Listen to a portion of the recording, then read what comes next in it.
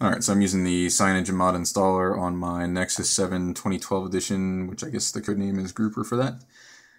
Installed the CyanogenMod installer app from the Android market, which is really nifty and tells you to enable USB debugging and enable the picture transfer protocol or whatever it's called. Once you download the actual software to your computer, you're presented with this lovely thing here. Automatically installs the Nexus 7 bootloader interface, reboots the device, and brings you to the unlock bootloader screen right out of the gate, which is pretty nifty. I've done this a million times, but this is, my parents could do this, so it's rather impressive. So hit the power button to accept the unlock and all that stuff now. And we got this lovely thing coming up here. From a technical aspect, it looks like it's just doing all the driver installation and downloading of ClockworkMod recovery and unlocking the bootloader, flashing a new recovery image, and all that by default. And just it's probably ADB pushing everything to the device in the background. But if if they make this happen on a lot of devices, I think it's gonna open up the potential for a lot of people to use it that were reluctant to before.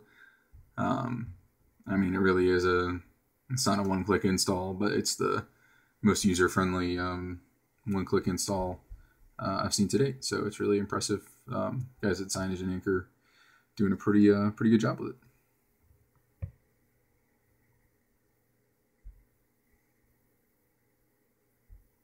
Yammering on about drivers and whatnot again. We got Sid hanging out on the screen.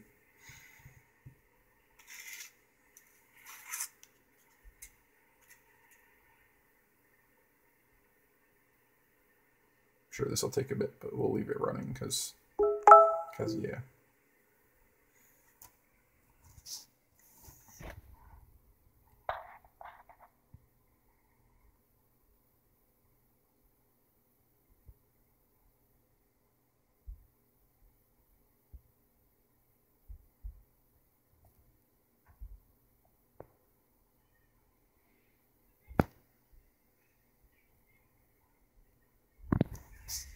Still going.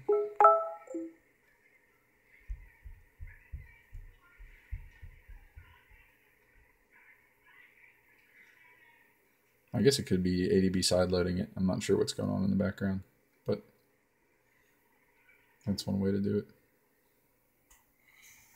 Very nifty process. I'd be interested to see how this is going to work on devices that are hard to unlock, like non-Nexus devices. The HTC and Samsung ones that come with a locked bootloader, and on older Motorola devices that are notoriously difficult to unlock, if they're going to bundle exploits in or how exactly that's going to work. But, I mean, if you own a Nexus device or one of the supported devices on the list there, this is ridiculously easy. I just got this Nexus 7, which is why it had a locked bootloader still and hadn't been rooted yet, and I just hadn't gotten around to doing it, and this gave me an excuse too, so.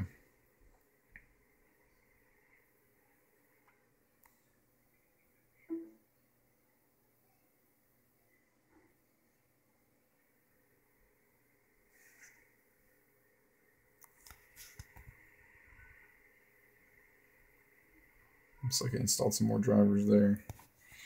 And it's cool, it's giving you the progress bar on the app instead of on the device, which, I don't know, will make end users probably a little bit less nervous. They can look on the screen and see that it's doing its thing. I mean, this is better than, if anybody remembers, flashing RRUs or RUUs from HTC back in the day with HTC's little installer utility. I mean, this is even, this is more user-friendly and quicker than that, and that's HTC. So the fact that the Cyanogen guys are able to make something this polished that's, you know, only in beta at this point is pretty dang cool. So it looks like it's installing system applications, which means it should be done pretty quick here. I'm interested to see if it's installing 4.3 nightly or if it's installing 10.1.3 stable as far as the, you know, the CyanogenMod version that's putting on the device.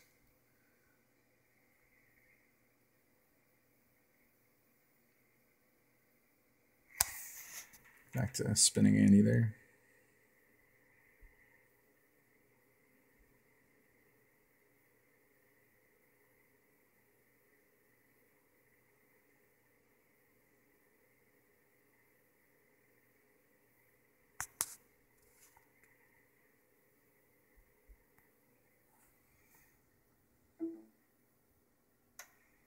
Congratulations, you have successfully installed CyanogenMod, and boom, bootloader is unlocked. CyanogenMod is installed, and that was painless. So, thanks to CyanogenMod team for letting people use and test this, and good work, guys. It works beautifully.